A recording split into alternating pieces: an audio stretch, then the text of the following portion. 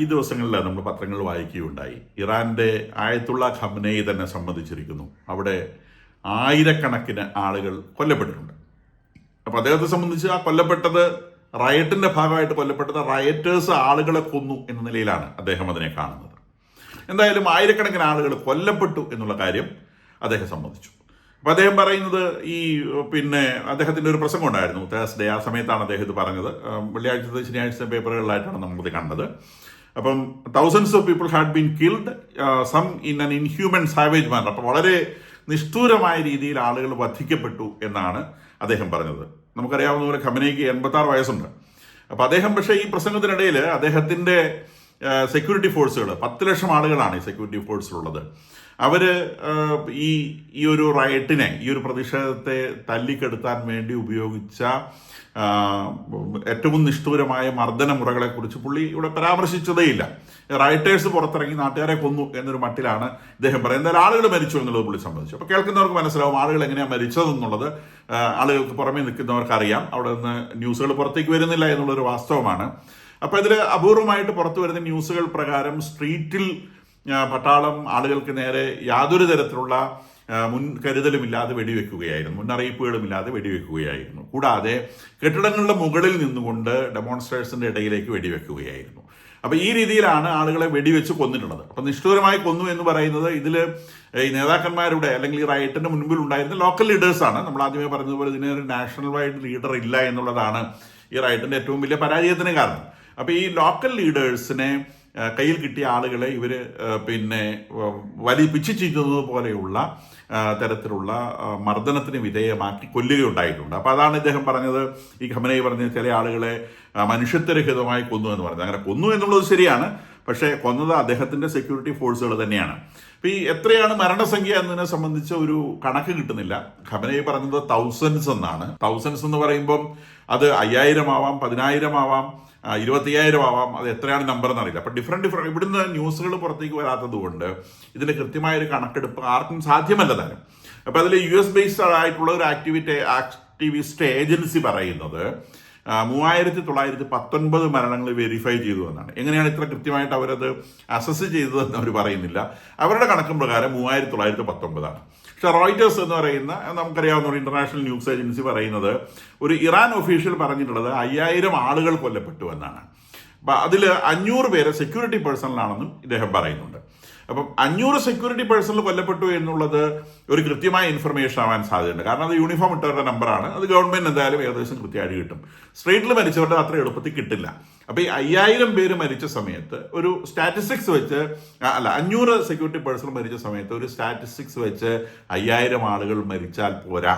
കാരണം 500 security personnels അത് ആയുധമുള്ളവര് മരിക്കുമ്പം ആയുധമില്ലാത്തവര് അതിന്റെ 10ഓ 50ഓ ഇരട്ടി മരിച്ചിട്ടുണ്ടാവാനാണ് സാധ്യത. ഹിന്ദുസ്ഥാൻ ടൈംസിന്റെ ഇന്നത്തെ റിപ്പോർട്ട് പ്രകാരം മരണസംഖ്യ 16,900 ഏകദേശം 24,000 ആളുകളെ ഡീറ്റെയിൻ ചെയ്ത് വെച്ചിട്ടുണ്ട് എന്നുമാണ് ഹിന്ദുസ്ഥാൻ ടൈംസ് റിപ്പോർട്ട് ചെയ്യുന്നത്. അപ്പൊ ഇത് ആളുകൾ അവരുടെ ഊഹാപോഹം പോലെ പറയുന്നതാണോ? വാസ്തവത്തിൽ ഇതിനെ കഴിഞ്ഞൊക്കെ വലിയ നമ്പറാണ് ഈ കൊല്ലപ്പെട്ടിട്ടുണ്ടാവാൻ സാധ്യത എന്നുള്ളതാണ് വസ്തുത.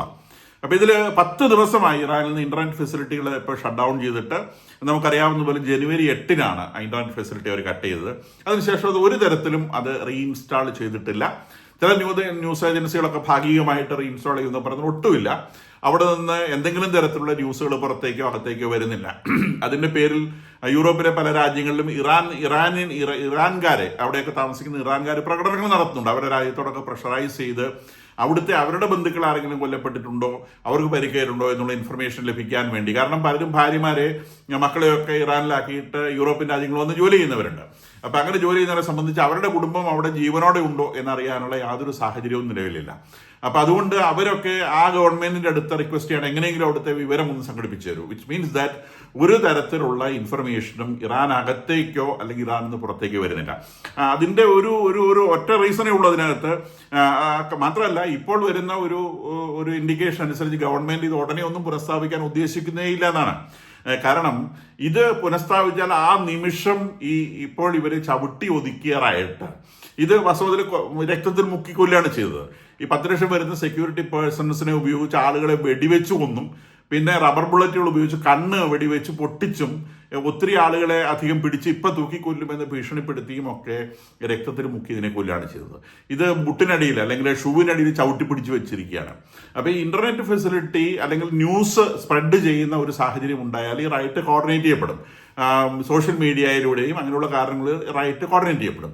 അങ്ങനെ കോർഡിനേറ്റ് ചെയ്യപ്പെട്ട ഏത് നിമിഷവും ഇത് ബോംബ് പൊട്ടിത്തെറിക്കുന്ന പോലെ പൊട്ടിത്തെറിക്കുകയും ഈ മുല്ല റെജീം 1 മിനിറ്റ് കൊണ്ട് ഈ റൈറ്റേഴ്സിന്റെ ശക്തിയിൽ തീർന്നു പോവുകയും ചെയ്യും.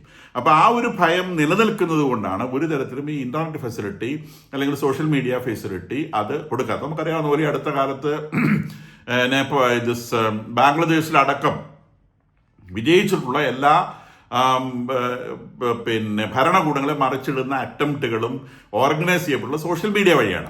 അപ്പോൾ ആ സോഷ്യൽ മീഡിയ അത് ഇറാൻ ഗവൺമെന്റ് കൃത്യമായി അറിയാം. അവർ ഇതിന് 1 മുഴ മുൻപേ ഓടുന്ന ആളുകളാണ്. അതുകൊണ്ടാണ് ഇത്രയും സ്ട്രോങ് ആയിട്ടുള്ള സെക്യൂരിറ്റി ഫോഴ്സിനെ അവർ കീപ്പ് ചെയ്യുന്നതും അതിന്റെ വിശ്വസ്തത ഒരു മതപരമായ അടിസ്ഥാനത്തിൽ അത് നിലനിർത്തുന്നതും മതത്തിന്റെ ഒരു സത്യം, ദൈവവുമായി ബന്ധപ്പെട്ടുള്ള സത്യത്തിൽ അത് നിലനിർത്തുന്നതും ആ സെക്യൂരിറ്റി പേഴ്സണൽസിലെ ഏറ്റവും സൗകര്യമുള്ള ജീവിതം നൽകി ഇനി ഞങ്ങൾ ഈ ഭരണത്തിൽ നിന്ന് പോയി കഴിഞ്ഞാൽ നിങ്ങൾക്ക് സൗകര്യങ്ങൾ നഷ്ടപ്പെടുമെന്നൊരു ഭയം അവരുടെ ഉള്ളിൽ ജനിപ്പിക്കുകയും അങ്ങനെ സെക്യൂരിറ്റി പേഴ്സണൽ തങ്ങളുടെ തന്നെ നിലനിൽപ്പിന്റെയും സ്വർഗത്തിന്റെയും ഭാഗമായി ഈ ഗവൺമെന്റിനെ പ്രൊട്ടക്ട് ചെയ്യുന്ന ഒരു ജീവൻ മരണം ഉത്തരവാദിത്തം ഏറ്റെടുക്കുകയും ചെയ്തിരിക്കുകയാണ്. അപ്പൊ ആ ഒരു ആളുകളെ വെച്ചുകൊണ്ടാണ് ഈ 10 കോടി വരുന്ന രാജ്യത്തിലെ 80% വരുന്ന ആളുകൾ 80% ആളുകൾ ഇവിടെ ഡിസെന്റിലാണ്, റൈറ്റിലാണെന്നാണ് പറയപ്പെടുന്നത്. അവരെ ചവിട്ടി ഒതുക്കി വെച്ചിരിക്കുന്നത്. അപ്പൊ അവിടെ ഇന്റർനെറ്റ് ഫെസിലിറ്റി തുറന്നു കൊടുത്തു കഴിഞ്ഞാൽ പിറ്റേ ദിവസം ഇത് പൊട്ടിത്തെറിച്ച് ഈ മുല്ല റെജീമിന് പണി തീരുന്നുള്ളത് അവർക്കറിയാം. അപ്പൊ അതിനിടയിലൂടെ കഴിഞ്ഞ ദിവസം ഡൊണാൾഡ് ട്രംപിനെ നമ്മുടെ ആയത്തുള്ള കമ്പനി ഒരു ക്രിമിനൽ എന്ന് വിളിക്കുകയുണ്ടായി. കാരണം അദ്ദേഹം പറയുന്നത് ഈ ഇറാനിലെ റൈറ്റ് പൊട്ടിപ്പുറപ്പെട്ടത് ട്രംപ് കാരണമാണെന്നാണ് പറയുന്നത്. അദ്ദേഹത്തിന്റെ രാജ്യത്തിലെ ഇക്കണോമിക് കൊളാപ്സ് ഒന്നും ഈ റൈറ്റിന് കാരണമല്ല, അവർക്ക് ബ്രെഡൊന്നും വേണ്ട, അവർ ചുമ്മാ വായു ഭക്ഷിച്ച് ജീവിച്ചോളും എന്നാണ് അദ്ദേഹം പറയുന്നത്. അപ്പം അവരുടെ മേശയിൽ ഭക്ഷണം ഇല്ലാഞ്ഞിട്ടല്ല, അവരുടെ കുഞ്ഞുങ്ങൾക്ക് ഭക്ഷണം കൊടുക്കാൻ നിവൃത്തിയില്ലാഞ്ഞിട്ടല്ല ഇവർ റൈറ്റ് നടത്തിയത്. ഇവർ റൈറ്റ് നടത്തിയത് US പ്രസിഡന്റ് പോയി റൈറ്റട എന്ന് പറഞ്ഞതുകൊണ്ട് അവരങ്ങ് റൈറ്റാണ് ചെയ്തതെന്നാണ് അദ്ദേഹം പറയുന്നത്. വാസ്തവത്തിൽ അവിടെ റൈറ്റ് ഉണ്ടായത് ആളുകൾക്ക് ജീവിക്കാൻ നിവൃത്തിയില്ലാത്ത സാമ്പത്തിക സാഹചര്യം. അത്രയും റിച്ച് ആയിട്ടുള്ള രാജ്യത്ത് മണ്ണിനടിയിൽ നിറയെ ഓയിൽ കിടക്കുന്ന, ഗ്യാസ് കിടക്കുന്ന, മിനറൽസ് കിടക്കുന്ന ഒരു രാജ്യത്ത് കുടിക്കാൻ വെള്ളം വാങ്ങാൻ ആളുകൾക്ക് നിവൃത്തിയില്ല, കഴിക്കാൻ ബ്രെഡ് വാങ്ങാൻ ആളുകൾക്ക് നിവൃത്തിയില്ല. ആ ഒരു സാഹചര്യത്തിലാണ് ഈ റൈറ്റ് പൊട്ടിപ്പുറപ്പെട്ടതെന്നുള്ളത് എല്ലാവർക്കും അറിയുന്ന കാര്യമാണ്. അപ്പോൾ ഇദ്ദേഹം പറയാണ് ഇല്ലില്ല, അത് US പ്രസിഡന്റ് പറഞ്ഞിട്ടാണ് ഇവർ റൈറ്റ് കൊണ്ടിറങ്ങിയത്. US പ്രസിഡന്റ് പറഞ്ഞ ഉടനെ കൊടിയെടുത്തുകൊണ്ടിറങ്ങാൻ നിൽക്കുകയാണല്ലോ ഇദ്ദേഹത്തിന്റെ ജനം എന്ന് പറയുന്ന ആൾ. ഇതിനകത്ത് 80% ആളുകളുണ്ടെന്നാണ് പറയുന്നത്. അപ്പൊ 80% ആളുകൾ ഈ US പ്രസിഡന്റ് പറയുന്നത് കേൾക്കുന്നവരാണെങ്കിൽ പിന്നെ ഇദ്ദേഹത്തിന് അവിടെ ഇരിക്കുന്ന US പ്രസിഡന്റ് വന്നിട്ട് ഭരിച്ചാൽ പോരെ. അപ്പൊ അത് അദ്ദേഹം പറയുന്നില്ല. എന്തായാലും US പ്രസിഡന്റിനെ അദ്ദേഹം ക്രിമിനൽ എന്ന് വിളിച്ചു. അപ്പം അതിന് പകരമായിട്ട് അപ്പൊ അദ്ദേഹം പറയുന്നുണ്ട് ഈ US പ്രസിഡന്റ് കാരണമാണ് ഈ റൈറ്റൊക്കെ നടത്തിയത്. അവര് നമ്മളുടെ കുറെ മോസ്കുകളും റിലീജിയസ് സെന്ററുകളും ഒക്കെ തല്ലിപ്പൊളിച്ച് കളഞ്ഞിട്ടുണ്ട്. അപ്പൊ അവരെ സംബന്ധിച്ച് പിന്നെ മോസ്ക് റിലീജിയസ് സെന്റർ എന്നൊക്കെ പറഞ്ഞാൽ ഏത് ആശുപത്രി കഴിഞ്ഞ് വില പിടിച്ച സാധനമാണ്. അത് ഇവര് കുറെ എണ്ണം അത് തല്ലിപ്പൊളിച്ച് കളഞ്ഞു എന്ന് ഇദ്ദേഹം തന്നെ സമ്മതിക്കുകയാണ്. അപ്പൊ ഇവരുടെ ഒരു കട്ടാമി എന്ന് പറഞ്ഞിട്ടുള്ള ഒരു ടോപ്പ് ഹാർഡ്ഷിപ്പ് ക്ലറിക് ഉണ്ട്. അദ്ദേഹം ഈ അവിടുത്തെ ജസ്റ്റിസ് സിസ്റ്റം നിയമവ്യവസ്ഥയുടെ കൂടി തലപ്പത്തിരിക്കുന്നതാണ് ഒരു കട്ടാമി. അപ്പൊ ഈ കട്ടാമി പറഞ്ഞത് ഏതാണ്ട് 350 മുസ്ലിം മോസ്കുകൾ, ഒരു 126 പ്രയർ ഹാളുകള്, കൂടാതെ 20 വളരെ വലിയ ഹോളി സെന്ററുകൾ, ഇത്രയും സാധനങ്ങൾ ഈ റൈറ്റേഴ്സ് നശിപ്പിച്ച് കളഞ്ഞിട്ടുണ്ട്, പൂർണ്ണമായിട്ട് തകർത്ത് നശിപ്പിച്ച് കളഞ്ഞിട്ടുണ്ട്. കൂടാതെ 10,000-കണക്കിന് ഖുറാന്റെ കോപ്പികൾ ഇവരെ കൂട്ടിയിട്ട് കത്തിച്ച് കളഞ്ഞിട്ടുണ്ടെന്നാണ് അദ്ദേഹം പറയുന്നത്. അതുകൊണ്ട് ഉടനെ തന്നെ ഈ കസ്റ്റഡിയിൽ ഇരിക്കുന്ന ആളുകളെല്ലാം തൂക്കിക്കൊള്ളണമെന്നും കൂടിയാണ് അദ്ദേഹം പറയുന്നത്. ഇദ്ദേഹം അവിടുത്തെ ജുഡീഷ്യൽ സിസ്റ്റത്തിന് തലപ്പത്തിരിക്കുന്ന ആളാണെന്ന് ഓർക്കണം. അപ്പോൾ ഇദ്ദേഹം പറയുന്നത് അവിടുത്തെ മറ്റേ ഇതിന്റെ പേരിൽ ഈ അറസ്റ്റ് ചെയ്യപ്പെട്ട ആളുകളെ മുഴുവൻ തൂക്കിക്കൊല്ലുകയും കൂടി ചെയ്യണം എന്നുള്ളൊരു അഭിപ്രായക്കാരനാണ്. അദ്ദേഹം അത് പ്രഖ്യാപിക്കുകയും ചെയ്തിട്ടുണ്ട്. അപ്പോൾ ഈ ഡൊണാൾഡ് ട്രംപ് ഈ ഇറാനെതിരെയുള്ള യുദ്ധം നിർത്തിവെക്കുന്നു, തൽക്കാലത്തേക്ക് ഞാൻ ഇത് വേണ്ടെന്ന് വെക്കുകയാണ്, ചർച്ചകളുള്ളത് മുന്നോട്ട് കൊണ്ടുപോകണം. അതിന് അദ്ദേഹം കാരണമായിട്ട് പറഞ്ഞത് ഈ ആളുകളെ തൂക്കിക്കൊല്ലുന്ന പരിപാടിയിൽ നിന്ന് പിന്നോട്ട് പോയി എന്ന് പെഷേസ്കിയാൻ അവരുടെ വിദേശകാര്യമന്ത്രി പ്രഖ്യാപിച്ചതിന്റെ അടിസ്ഥാനത്തിലാണ് ട്രംപ് പറഞ്ഞത് ഞാൻ തൽക്കാലം ഒരു മിലിറ്ററി മൂവിന് നിൽക്കുന്നില്ല, നെഗോസിയേഷനിലൂടെ മുന്നോട്ട് പോകുമെന്ന് നോക്കട്ടെ എന്നാണ് പറയുന്നത്. അതിനുശേഷമാണ് അദ്ദേഹത്തെ ക്രിമിനൽ എന്ന് വിളിക്കുന്ന സാഹചര്യം ഉണ്ടായിട്ടുള്ളത്. അപ്പോൾ ക്രിമിനൽ എന്ന് വിളിച്ചതിന്റെ പശ്ചാത്തലത്തിൽ ഡൊണാൾഡ് ട്രംപ് പറഞ്ഞു ഇത് നമ്മുടെ ഇറാനിൽ ലീഡർഷിപ്പ് മാറേണ്ട സമയമായി കേട്ടോ, it is time to look for a new leadership in Iran എന്നാണ് അദ്ദേഹം പറഞ്ഞത്. ഇതിപ്പോ ഇവര് ഈ റിപ്രഷനും വയലൻസും ഒക്കെ കൊണ്ടാണ് അവിടെ ഭരിക്കുന്നത്. അങ്ങനെയല്ലല്ലോ ഒരു ലീഡർഷിപ്പ് ചെയ്യേണ്ടത്.